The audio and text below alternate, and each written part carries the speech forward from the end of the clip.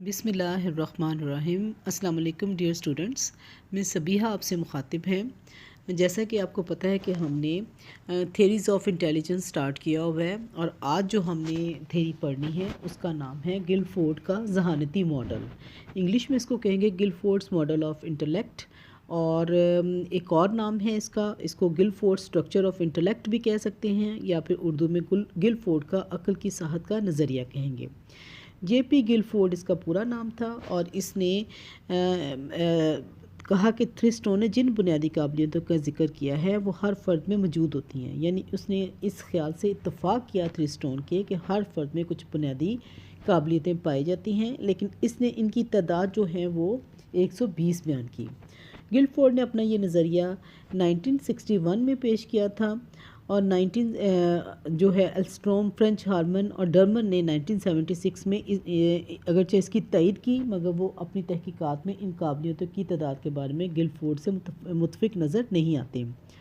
گلفورڈ نے یہ کہا کہ ہر فرد میں قابلیتیں موجود ہوتی ہیں، اور ذہنی قابلیتوں کی درجہ بندی نئے انداز میں اس نے کی، اور بنیادی قابلیتوں کی تعداد 40 بیان کی، اور ذہانت کے عناصر کی تعداد 120 بیان کی ہیں۔ ٹھیک ہے، اس نے کہا ہے کہ ایک اندازے کے مطابق قابلیتوں کی تعداد 20 سے لے کے 120 کے درمیان ہے، اور ان میں باہمی تعلق بھی پایا جاتا ہے۔ اب گلفورڈ نے ذہنی عناصر کی ان بنیادی قابلیتوں کو 3 عنوانات کے تحت بیان کیا ہے۔ 3 یعنی ہیڈنگز کے ذریعے اس نے ان بنیادی قابلیتوں کو بیان کیا ہے۔ وہ 3 ہیڈنگ کون سی ہیں؟ سب سے پہلے ہے اکارڈنگ ٹو کنٹینٹ، یعنی مواد کے حوالے سے۔ دوسری ہے اکارڈنگ ٹو پروڈکٹ، یعنی نتائج کے حوالے سے۔ تیسری ہے اکارڈنگ ٹو آپریشن، جو ہے اطلاق کے حوالے سے۔ اب پہلی کو میں ڈسکس کرنے لگی ہوں، اکارڈنگ ٹو کنٹینٹ، یعنی مواد کے حوالے سے جو ہے وہ کیا ہے۔ اس سے مراد وہ شے جس کے ساتھ فرد کا واسطہ پڑتا ہے، اور وہ میٹیریل ان پٹ ہیں جنہیں وہ جانتا ہے۔ یہ ان الفاظ اور بیانات پر مشتمل ہے جن کے ذریعے فرد تفکر کرتا ہے اور بیان کرتا ہے کہ معلومات کس قسم کی ہے۔ اس سے موضوع اور نفس مضمون کا واضح طور پر پتہ چلتا ہے۔ اس کا تعلق مواد کی روح کو، یعنی اس کا تعلق کس چیز کے ساتھ ہے کہ مواد کی روح کو سمجھنے، موضوعات کی لغوی اور لفظی تفہیم سے بھی ہے۔ معلومات یا مواد کی نوعیت جن کی مدد سے وظائف انجام دیے جاتے ہیں اس قابلیت سے متعلق ہوتے ہیں۔ اس سے موضوع اور نفس مضمون کا، جیسے میں نے بتایا، پتہ چلتا ہے۔ اس کی 4 اور اقسام ہیں جو کہ آگے اس کی، یعنی اکارڈنگ ٹو کنٹینٹ کی 4 اقسام ہیں، جس میں پہلی ہے فگرل کنٹینٹ، دوسری ہے سمبولک کنٹینٹ، تیسری ہے سیمینٹک کنٹینٹ، اور چوتھی ہے بیہیویئرل کنٹینٹ۔ اب میں تھوڑا اس کو بھی ایکسپلین کر دیتی ہوں۔ فگرل کنٹینٹ کیا ہے؟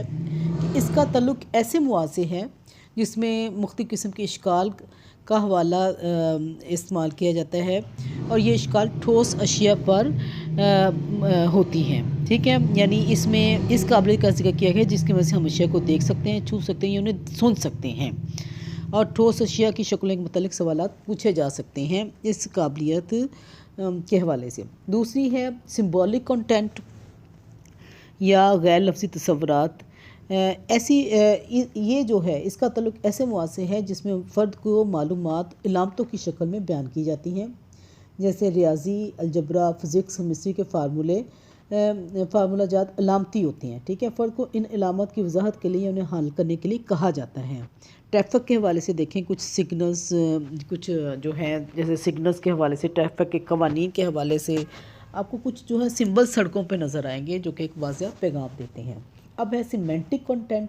اس کا تعلق جو ہے معنوی مواد، اس کو اردو میں کہیں گے معنوی مواد۔ اس موضوع کے تحت الفاظ کے معنی اور عام استدلال کی قابلیت کے متعلق معلومات حاصل ہوتی ہیں اس سے، یعنی مواد کے لغوی معنی سمجھنا، فرد ان الفاظ کی زبانی سمجھ بوجھ اور استدلال کے ذریعے وضاحت کرتے ہیں۔ پھر ہے بیہیویئرل کنٹینٹ، جس کو اردو میں کہیں گے کرداری مواد، جو ہے اس موضوع کے تحت ایک دوسرے کے ساتھ معاملات کرنے کی سماجی صلاحیت کی پرکھ کی جاتی ہے، یعنی فرد مختلف حالات میں کس طرح سے جو ہے مطابقت اختیار کرتا ہے، دوسروں کے ساتھ اس کے تعلقات کس طرح سے پلیزنٹ موڈ میں رکھے جا سکتے ہیں، ان باتوں کا جاننا بھی قابلیت کا اہم عنصر ہے۔ اب ہے دوسری میجر جو درجہ، جن 3 درجوں میں اس کو پرویا ہے نا، پہلا تو تھا نا وہ جو ہم نے نفس مضمون کے حوالے سے پڑھا ہے۔ اب جو ہے نتائج کے حوالے سے ہے، اکارڈنگ ٹو پروڈکٹ اس کو کہیں گے، نتائج کے حوالے سے جو ہے وہ ہے، ٹھیک ہے۔ اس کو ہم جو ہے یہ دوسری بنیادی قابلیت ہے، اور جس کا تعلق کیا ہے، فرد کی اس صلاحیت سے ہے جس کی مدد سے وہ مختلف حالات سے نپٹتا ہے، یعنی مختلف حالات سے اس کی مطابقت جو ہے پھر، اور وہ جس انداز سے فرد جو ہے اپنے حالات اور مسائل کا سامنا کرتا ہے، اس کا مقابلہ کرتا ہے، وہ اس کی کارکردگی شمار ہوتی ہے۔ اس سے مراد یہ بھی ہے کہ فرد کی نتائج یا کارکردگی کا انحصار حالات اور واقعات سے عہدہ برا ہونے اور چیلنجوں کا مقابلہ کرنے کی صلاحیت پر ہوتا ہے۔ اور جو ہے اس میں 6 قسم کی جو ہیں وہ سب ایبیلٹیز جو ہیں، یہ 6 قسم کی سب ایبیلٹیز میں اس کی تقسیم ہوئی ہے، وہ جو کچھ اس طرح سے ہیں۔ پہلی ہے اکائی، دوسری ہے جماعت بندی، تیسری ہے نسبت، چوتھی ہے تبدیلی، پانچویں نظام، اور آخری ہے مضمرات۔ پہلی ہے اکائی۔ اکائی جو ہے جس کو جو ہے اردو میں اکائی کہیں گے، لیکن انگلش میں اس کو کہیں گے یونٹ۔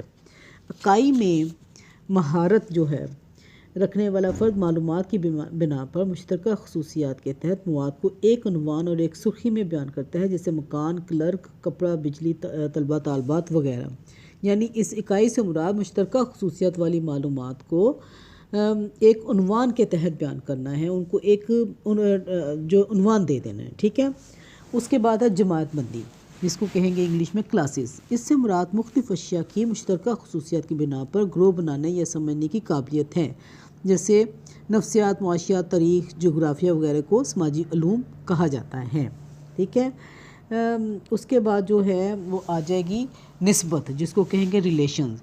اس سے مراد دو یونٹوں کے باہمی تعلقات کو جاننے کی قابلیت ہے۔ اس میں فرد دو یا دو سے زیادہ متغیرات کے مابین کمیتی یا کیفیتی انداز میں تعلقات کی جو ہے یعنی کوانٹیٹیو اور کوالیٹیٹیو اس انداز میں تعلقات کی نوعیت کو دیکھتا ہے۔ مختلف اکائیوں اور حالات و واقعات کے مابین تعلقات معلوم کرنا اہم ذہنی عمل ہے۔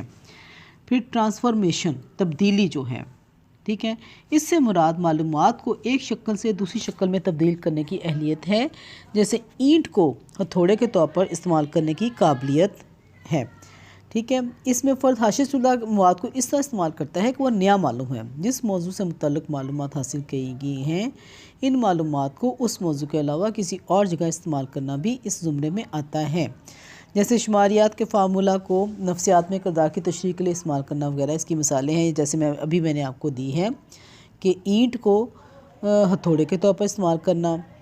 اب ہے نظام، سسٹم۔ نظام جو ہے اس میں بہت سے یونٹوں کے درمیان زیادہ پیچیدہ تعلقات کی وضاحت کی جاتی ہے اور حسابی فارمولہ کی مدد سے سوالات حل کیے جاتے ہیں اور معلومات کو منظم طریقے سے مرتب کیا جاتا ہے۔ اس ذیلی قابلیت میں فرد کو بہت سی اکائیوں سے حاصل شدہ معلومات جو ہے وہ معلومات کے ذخیرے کو منظم انداز میں بیان کرنا ہوتا ہے۔ اس میں فرد سے یہ توقع کی جاتی ہے کہ وہ ان اکائیوں کے مابین پیچیدہ تعلقات کی نوعیت سمجھے، انہیں ترتیب سے بیان کریں۔ تخلیقی فکر میں تیاری کے بعد تعطل آتا ہے، اور تعطل کے دوران میں نے آپ کو انکیوبیشن کا پڑھایا تھا نا کہ پرابلم سالونگ میں جو ہے تعطل میں، ٹھیک ہے، کہ ایک وقت میں فرد جو ہے وہ چھوڑ چھاڑ کے بیٹھ جاتا ہے جب مسئلہ حل نہیں ہوتا، لیکن اس کا جو ہے ذہن اندر ہی اندر لاشعوری طور پر وہ اس کے مسئلے کو حل کرنے کے لیے تگ و دو میں رہتا ہے، پھر ایک دم سے مسئلہ ایک انسپریشن آمد کی شکل میں سامنے آ جاتا ہے۔ تعطل کے دوران مختلف مواد کو یکجا کر کے منظم انداز میں اس طرح پیش کیا جاتا ہے کہ مسئلے کا حل نکل آتا ہے، ٹھیک ہے۔ اگر فارمولے کی بریک بنیاد کو اچھی طرح سیکھ لیا جائے تو بھی اس نظام کا اطلاق ہوگا۔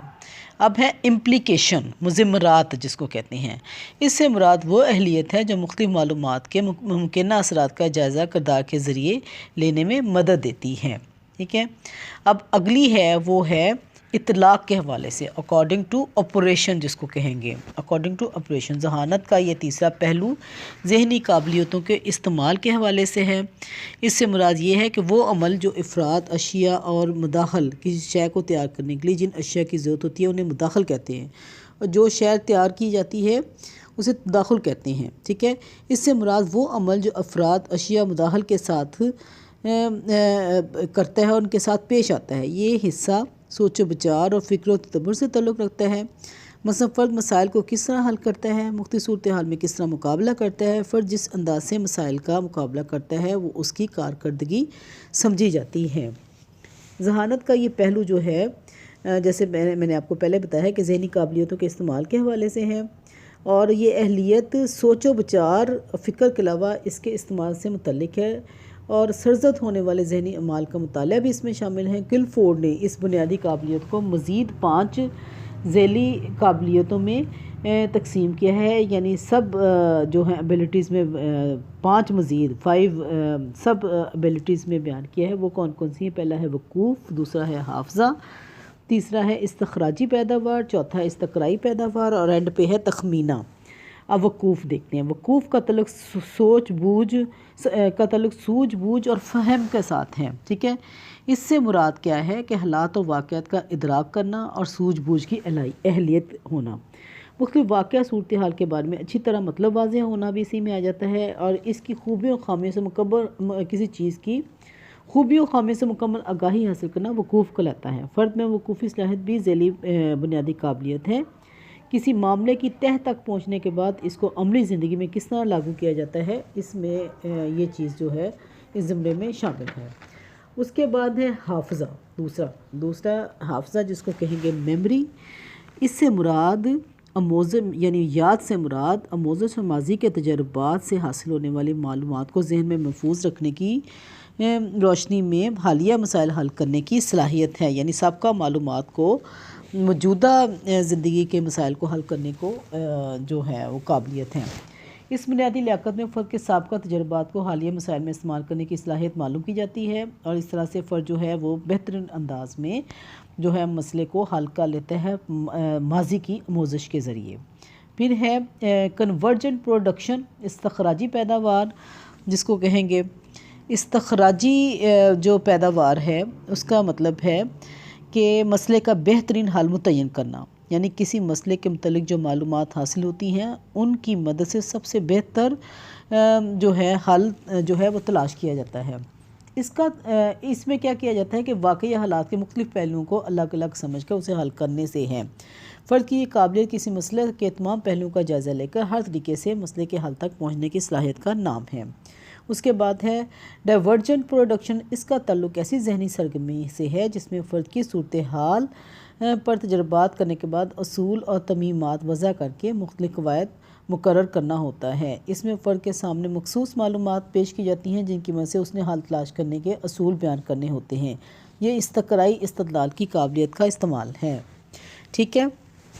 اس کے بعد جو ہے انگلش میں جیسے میں نے اب آپ کو بتایا نا ڈائیورجنٹ پروڈکشن، یعنی مسئلے کے متعلق بہت سے ممکنہ حل تیار کرنے کا عمل ہے، یعنی کسی مسئلے کے زیادہ سے زیادہ حل جو ہے وہ ڈھونڈے جاتے ہیں جس کے نتیجے میں کوئی نیا حل یا کوئی نئی شے جو ہے تلاش کی جاتی ہے۔ اب ہے تخمینہ۔ تخمینہ کو انگلش میں کہیں گے ایویلیویشن، اردو میں تخمینہ بھی کہیں گے، اندازہ لگانا بھی کہیں گے۔ اس قابلیت کے ذریعے معلومات کو ذہن میں پرکھا جاتا ہے، ان کے اچھے یا برے ہونے یا غلط صحیح ہونے کا فیصلہ کیا جاتا ہے، اور معلوم کیا جاتا ہے کہ مسئلے کا جو حل دریافت کیا گیا ہے وہ درست ہے یا غلط ہے، ٹھیک ہے۔ اب جو ہے تینوں بنیادی لیاقتیں جو بیان کی ہیں جو مجموعی طور پر 15 ذیلی لیاقتوں پر مشتمل ہے۔ ذہانت کے اہم پہلو تصور کی جاتی ہیں۔ کسی مسئلہ کے حل میں ہر پہلو کی اہمیت اپنی جگہ ہے جو فرد کی صلاحیتوں کی مختلف سمتوں کا تعین کرتی ہیں۔ گلفورڈ ان تمام ممکنہ پہلوؤں کی تعداد 120 بتاتا ہے، اور اس کی تشریح کے لیے اس نے جو فارمولہ وضع کیا وہ کچھ اس طرح سے ہے۔ مثلا وہ مواد یا نفس مضمون کے اعتبار سے بنیادی قابلیتیں کی 4 ذیلی اقسام ہو گئیں، پھر نتائج کے اعتبار سے جو میں نے بتائی ہیں وہ 6 ہو گئیں، اور اطلاق کے حوالے سے جو بتائی ہیں وہ 5 ہوں گی، ٹھیک ہے۔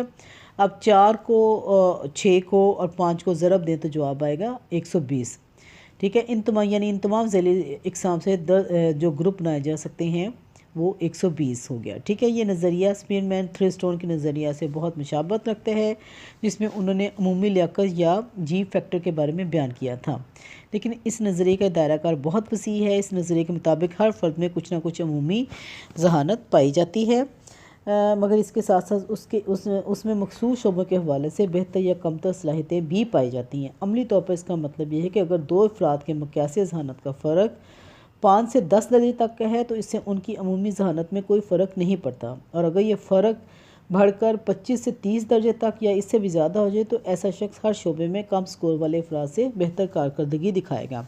اب بچوں آپ کی بک کے 365 پیج پہ گلفورڈ کی بیان کردہ بنیادی قابلیت کی وضاحت کے لیے ڈائیگرام بنا ہوا ہے۔ بچے آپ کوشش کر کے یہ بنا لیجئے گا، بہت ایزی ہے، تو یہ ڈائیگرام کے ذریعے اس کو جو ہے وہ بیان کر دیجئے گا، ٹھیک ہے۔ یہ ہمارا کمپلیٹ ہو گیا، اور نیکسٹ جو ہے وہ گارڈنز کا کثیر پہلو نظریہ انشاءاللہ تعالی جو ہے کل پڑھیں گے۔ 2 ہمارے رہ گئے ہیں اس کے نظریے، وہ انشاءاللہ تعالی ہم کل پڑھیں گے۔ اوکے جی، اپنا خیال رکھیے گا، اللہ حافظ۔